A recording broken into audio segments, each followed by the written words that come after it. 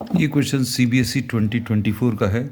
The statement of the problem says the chances of P, Q and R getting selected as CEO of a company are in the ratio of 4:1:2.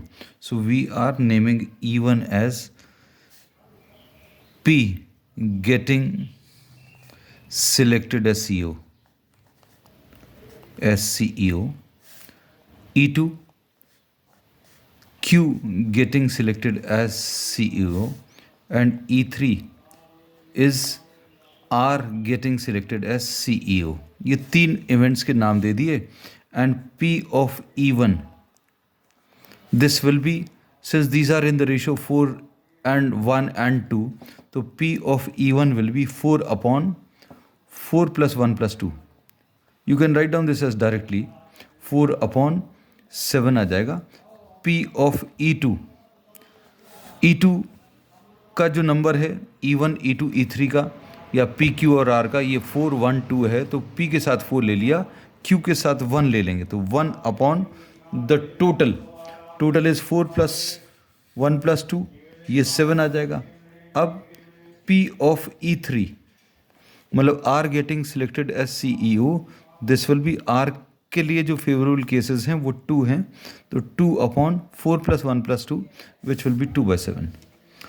या फिर अभी हम लोगों को अगर इसमें कहीं पर किसी को दिक्कत जाती है, you can assume the method कि भाई आपने इनको इंडिविजुअली 4x, 1x और 2x ले लें, और इन तीनों प्रोबेबिलिटीज़ को, ये तीनों प्रोबेबिलिटीज़ को ऐड करने पर 1 आएगा. You'll get the value of x, और फिर x की वैल्यू सब्स्टिट्यूट करके आपको यही वैल्यूज़ आने वाली हैं.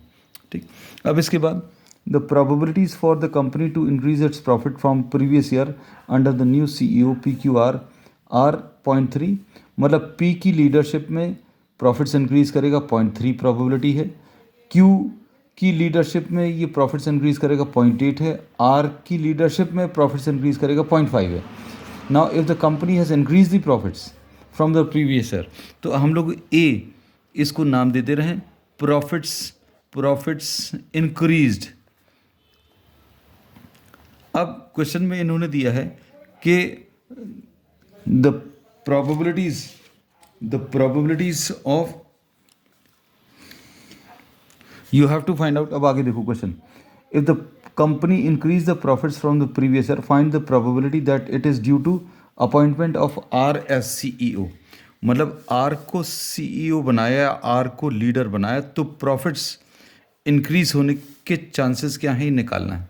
अब देखो, what if the company increase the profits from the previous year, ये मालूम है कि ये हो चुका है, the profits have increase. Find the probability that it is due to the appointment of R as CEO. R का CEO बनना, इसको E3 बोला, so P of E3 when it is known that the profits have increase. ये अभी हम लोगों को calculate करना है. तो ये कैसे कैलकुलेट करेंगे, इसके लिए अभी हम लोग बेस थ्योरम का यूज़ करेंगे. P of E3 by A will be equal to P of E3 into P of A by E3 upon, नीचे क्या आएगा, P of E1 into P of A by E1 plus P of E2 into P of A by E2 plus P of E3 into P of A by E3, ऐसा कुछ आएगा. ठीक. अब इसमें values रखें.